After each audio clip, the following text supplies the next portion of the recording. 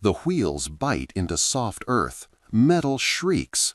A 19-year-old pilot named Tadayoshi Koga feels his world flip upside down in less than a second. His neck snaps. The engine hisses as oil drains into Aleutian mud. Above him, two wingmen circle the wreckage. Their orders clear: destroy any down zero to protect Japan's greatest secret. But they hesitate.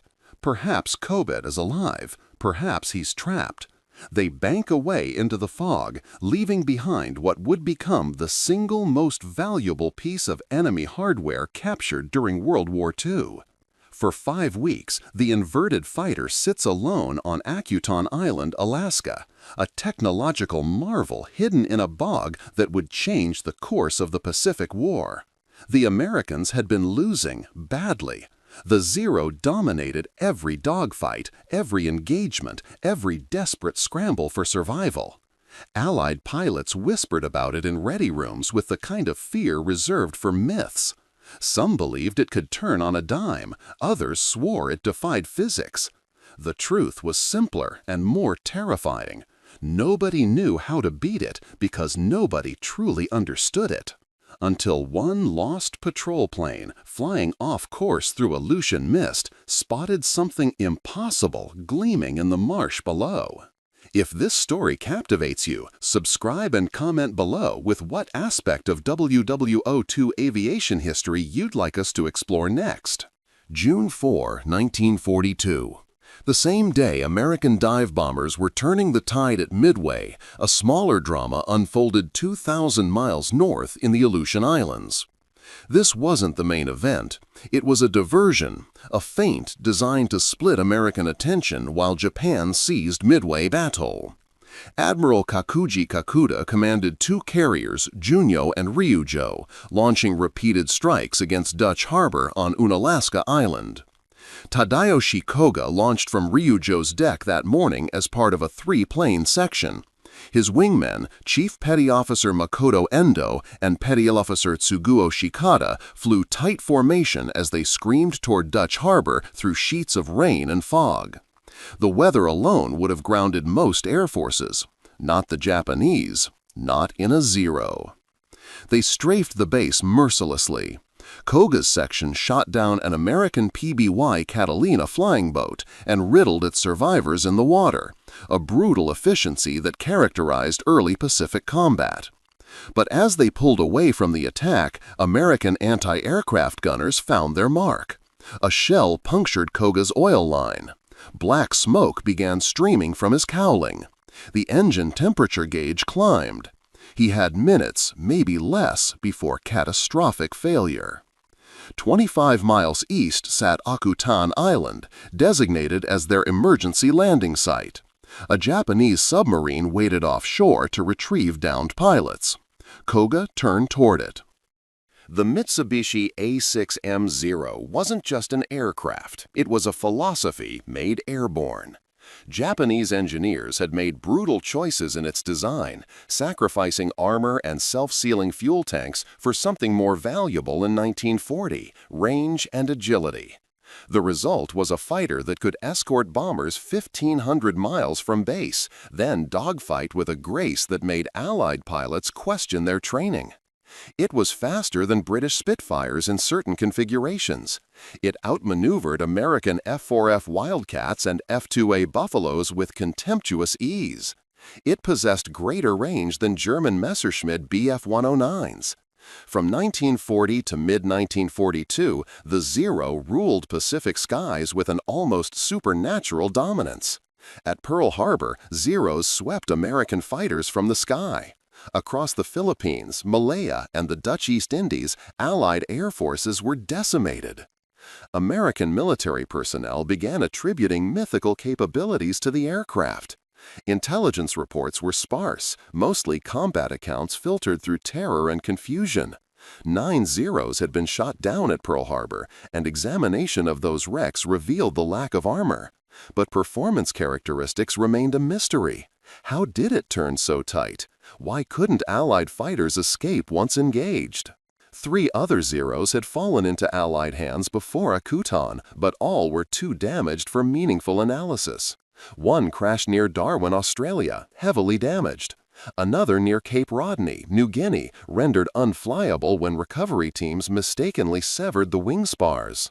The Zero's secrets remained locked. As smoke poured from his damaged engine, Koga scanned Akutan Island below.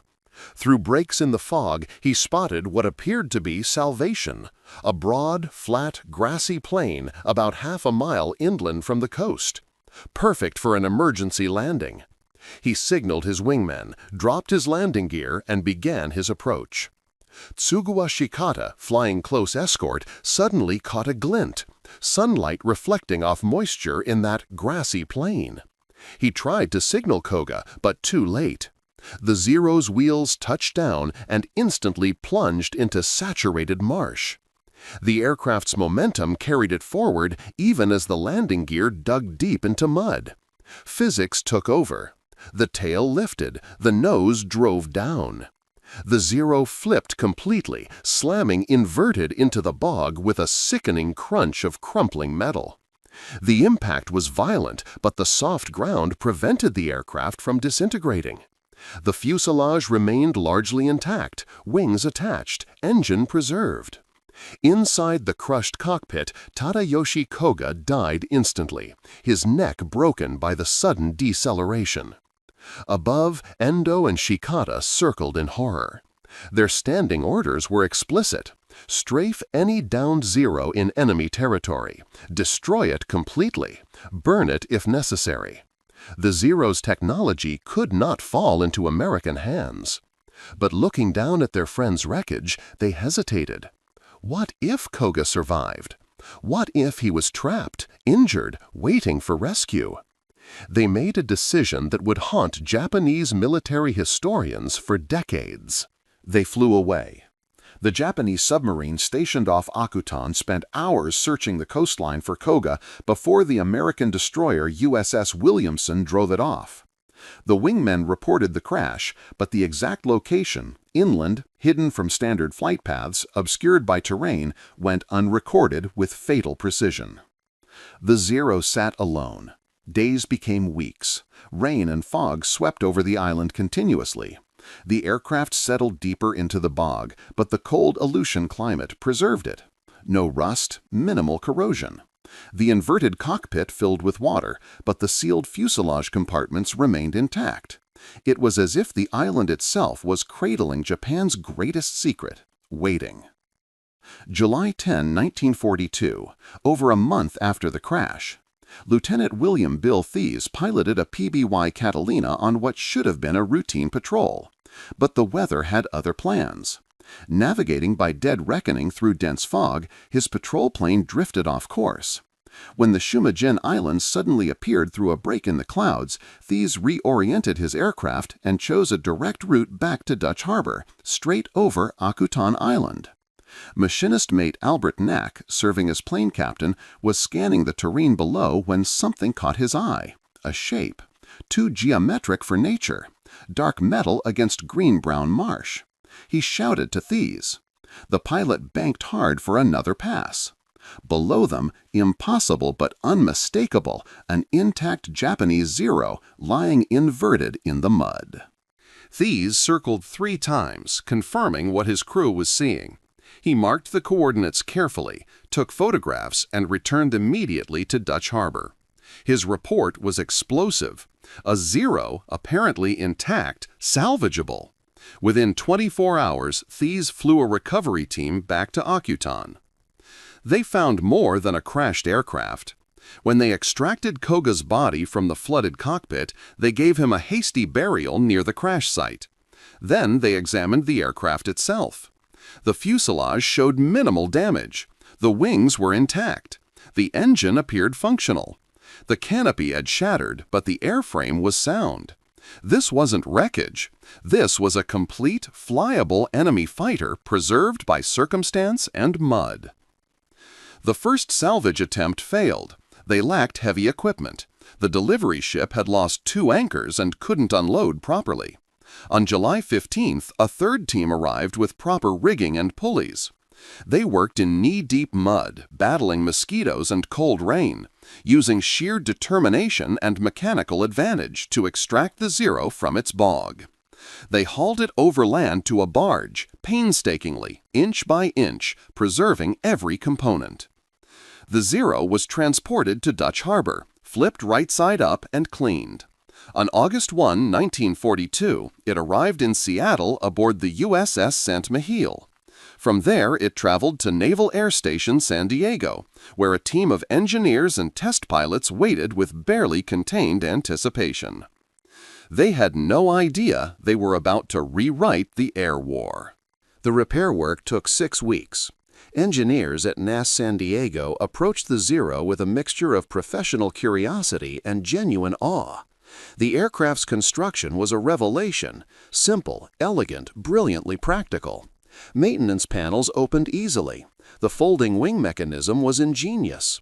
Every component showed evidence of thoughtful design, prioritizing ease of repair and maintenance in field conditions. But they also noted its vulnerabilities. The lack of armor was shocking to American engineers. No self-sealing fuel tanks. A single tracer round could turn the Zero into a fireball. The lightweight construction that gave it phenomenal range and agility also made it fragile.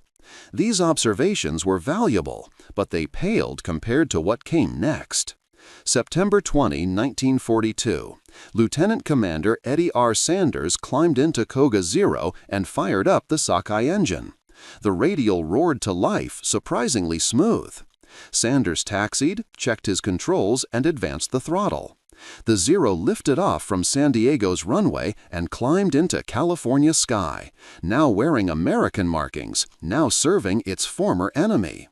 For the next 25 days, Sanders flew 24 test flights, pushing the Zero through every maneuver, every speed regime, every combat scenario Allied pilots encountered.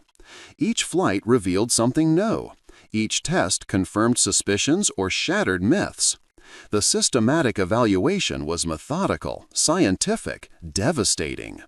And with each landing, Sanders's report grew longer and more valuable than intelligence officers had dared hope. Sanders's findings were immediately distributed as classified intelligence bulletins: Informational Intelligence Summary 59, Technical Aviation Intelligence Brief #3, Tactical and Technical Trends #5. American pilots across the Pacific received the information that would save their lives. The Zero, Sanders reported, had critical weaknesses that proper tactics could exploit ruthlessly. The most crucial discovery: above 200 knots, the Zero's ailerons froze up. The control surfaces required enormous force to move at high speed, making rapid rolling maneuvers slow and laborious. It rolled easier to the left than the right, a quirk of its torque and design. This meant that in high-speed combat, the Zero lost its legendary agility entirely. The second critical weakness: the float-type carburetor. Under negative G-forces, the kind experienced in a sudden dive, the Zero's engine would cut out completely. Fuel delivery would stop. The aircraft would fall silent, powerless, until positive Gs resumed. American fighters with fuel injection systems had no such limitation. The tactical implications were revolutionary. Sanders's report was explicit. We now had the answer for our pilots who were being outmaneuvered and unable to escape a pursuing Zero. Go into a vertical power dive, using negative acceleration if possible to open the range while the Zero's engine was stopped. At about 200 knots, roll hard right before the Zero pilot could get his sights lined up. It was that simple, and it worked. Following Sanders's initial evaluation, more test pilots flew the Zero. Lieutenant Melvin C. Boogie Hoffman conducted extensive dogfighting trials, pitting the captured Zero against the latest American fighters with rookie Navy pilots at the controls. The Zero still possessed advantages at low speeds and in turning combat, but American pilots now knew how to avoid those scenarios entirely. The intelligence was disseminated with unprecedented urgency. Fighter squadrons throughout the Pacific received tactical bulletins. New pilots learned the anti-zero doctrine before their first combat sortie. Veteran pilots who had survived encounters with Zeros suddenly understood why they'd succeeded, or how their lost wingman might have survived with this knowledge. Marine Captain Kenneth A. Walsh, who would end the war with 21 confirmed kills, later credited the Akutan Zero intelligence with saving his life multiple times. When a Zero latched onto his tail, Walsh knew exactly what to do. Roll hard right at high speed, dive with negative Gs, exploit the weaknesses Sanders had documented. Navy aces echoed his assessment. The Zero remained dangerous, but it was no longer invincible, no longer mysterious. Meanwhile, the captured Zero continued its service. In 1943, it was displayed at Washington National Airport as a war trophy. In 1944, it returned to NAS North Island for use as a training aid, allowing American pilots to familiarize themselves with enemy aircraft before deploying to combat. A persistent myth claims the Akutan Zero influenced the design of the Grumman F-6F Hellcat, the fighter that would eventually achieve a devastating 19-to-1 kill ratio against Japanese aircraft. The myth is compelling but chronologically impossible. The XF-6F-1 prototype made its first flight on June 26, 1942, 3 weeks after Koga's crash and 2 weeks before the Zero was even discovered. Grumman had been developing the Hellcat since 1941, designing it as a successor to the F-4F Wildcat based on combat feedback from pilots like Lieutenant Commander Butch O'Hare. The decision to use the powerful Pratt & Whitney R2800 engine came from operational experience, not from examining the Zero. The Hellcat was designed, prototyped, and entering production before Sanders ever flew the Akutan Zero. However, the captured Zero did influence how American pilots employed the Hellcat in combat. The tactical knowledge about the Zero's high-speed limitations informed training doctrine. Hellcat pilots learned to use their aircraft's superior speed, firepower, and durability to dictate engagement terms. They avoided slow-speed turning fights where the Zero excelled. They used slashing attacks, boom and zoom tactics, diving passes exploiting the Zero's carburetor weakness. The Hellcat didn't need to outmaneuver the Zero. It needed to survive long enough to exploit the Zero's weaknesses, and thanks to Koga's aircraft, American pilots knew exactly where those weaknesses were. June 19-20, 1944. The Battle of the Philippine Sea, known to American pilots as the Great Marianas Turkey Shoot. Japanese carrier aviation, once the most formidable in the world, met American Hellcats in massive aerial combat. The results were catastrophic for Japan. Over 2 days, American fighters shot down approximately 350 Japanese aircraft while losing only 30 of their own. The Hellcat's dominance wasn't solely about superior aircraft design. American pilots entered combat armed with nearly 2 years of tactical intelligence derived from the Akutan Zero. They knew when to engage, when to evade, how to exploit every limitation Sanders had documented. Japanese pilots, many of them poorly trained replacements for veterans lost in earlier battles, flew Zeros that no longer held any technical mystery for their opponents. Admiral James Sergeant Russell, who had commanded the PBY squadron that discovered Koga's Zero and later rose to admiral, assessed its significance bluntly. The captured Zero was of tremendous historical significance. Admiral William N. Leonard concurred. No other captured machine has ever unlocked so many secrets at a time when the need was so great. Japanese historian and JSDF Lieutenant General Masatake Okumiya went further, stating that the acquisition of the Akutan Zero was no less serious than Japan's catastrophic defeat at Midway, and that it did much to hasten Japan's final defeat. These weren't exaggerations. The Zero's mystique had been its greatest weapon. The Akutan aircraft destroyed that mystique utterly. By late 1944, the Akutan Zero had logged hundreds of flight hours across dozens of pilots. It had been examined by engineers, photographed from every angle, tested to its absolute limits. It had traveled from Alaska to Seattle to San Diego to Washington, D.C. and back. It had served as training aid, intelligence asset, psychological weapon, proof to American pilots that the Zero could be beaten, understood, mastered. The aircraft's war service ended not in combat but in a mundane training accident, February 1945. The Zero was being taxied at Nass North Island with Commander Richard Crommelin at the controls. Visibility was poor. A Curtiss SB-2C Helldiver, notorious for its difficult handling characteristics and terrible forward visibility, lost control during taxiing. Its pilot never saw the Zero until too late. The Helldiver's massive propeller struck the Zero's fuselage. Metal screamed. The propeller chewed through the lightweight construction, slicing Koga's aircraft into pieces. In seconds, the most valuable captured enemy aircraft of the Pacific War was reduced to scrap. Engineers salvaged what they could: instruments, a wingtip section, fragments now displayed at the National Museum of the United States Navy, the Alaska Heritage Museum, and the Smithsonian. The physical aircraft was gone, but its intelligence legacy had already changed the war. What happened to Tadayoshi Koga deserves its own epilogue. The 19-year-old pilot, killed instantly in his emergency landing, was initially buried in a shallow grave near the crash site. American recovery teams later provided him a Christian burial on a knoll overlooking the marsh where he died. In 1947, 5 years after the crash, an American Graves Registration Service team exhumed bodies from Akutan for proper repatriation.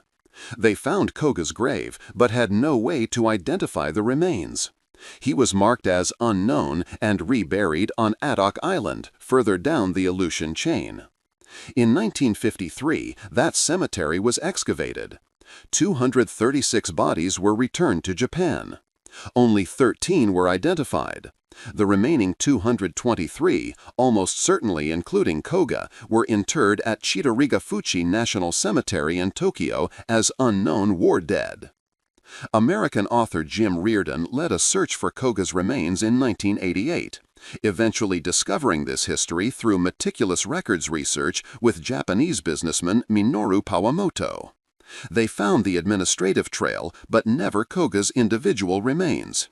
He rests among his countrymen, unidentified but not forgotten.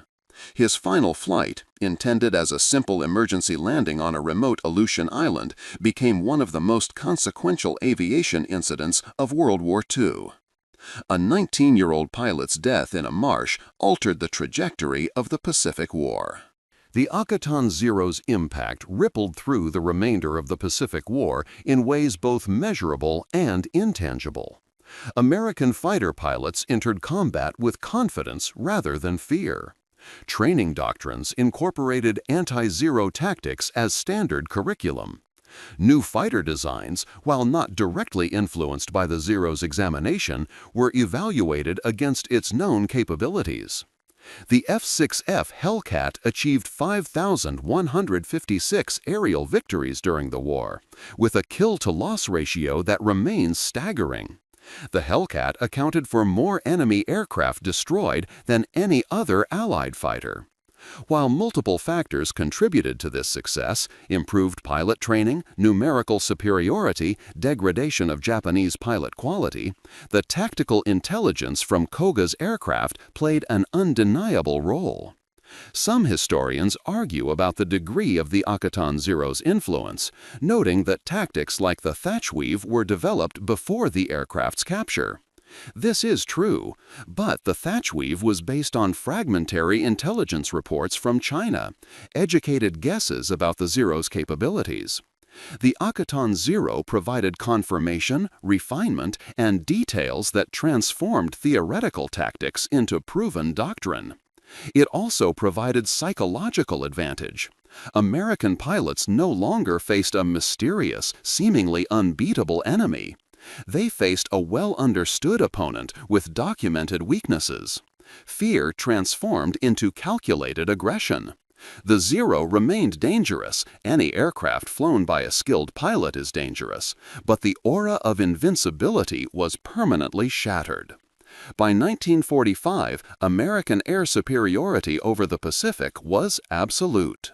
Today, fragments of Koga-0 reside in museums across America, small pieces of what was once the most valuable captured enemy aircraft in history.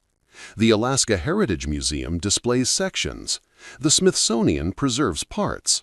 The National Museum of the United States Navy houses instruments salvaged from the wreckage after the 1945 training accident. These fragments represent more than historical curiosity. They're physical evidence of how a single incident, a tragic accident in an Aleutian bog, changed the course of warfare. Modern historians continue debating the Akutan Zero's precise impact. Did it directly influence American fighter design? No. Did it provide tactical intelligence that saved American lives? Absolutely. Did it contribute to Japan's defeat?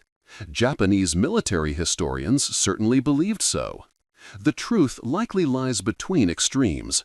Not a single war-winning discovery, but a crucial advantage at a critical moment when American forces desperately needed any edge they could find. Tadayoshi Koga never knew his emergency landing would become legendary.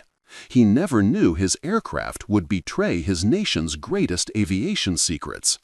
He died thinking he'd made a routine forced landing, unaware the grassy plain was marsh, unaware his wingmen would spare his aircraft, unaware of everything that would follow. Sometimes, history's greatest turning points come not from grand strategies or brilliant generals, but from small decisions made by young men under fire, and accidents of terrain, weather, and fate. Every event, number, and name in this documentary has been verified through historical records, military archives, and documented sources.